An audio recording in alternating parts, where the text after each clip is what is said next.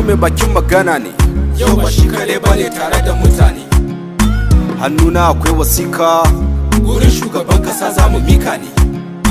cikinmu ni ne speaker. Yi abin da ka saba dauki sakon ka mika.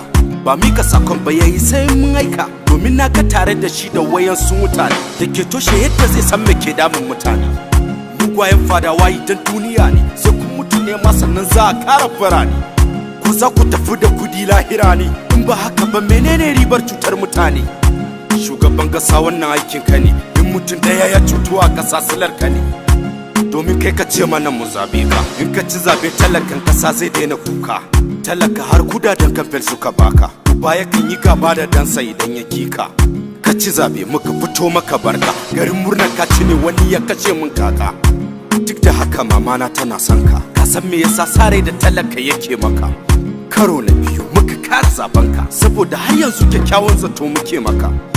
Amma shugaba a cikin garin ka, 'yan ta'adda na bin mutane gidaje su yanka. In na tuna abun yakan sani kuka, wai yaushe ne talakan kasa ta zai sai da fika. Talaka bai san ana mulkarsa ba, tisha lafiya ba ta ishe shi ba, ruwa titi ta bai kwalla faransa ba, a tiran ma kuma bai tsira da nasa ba.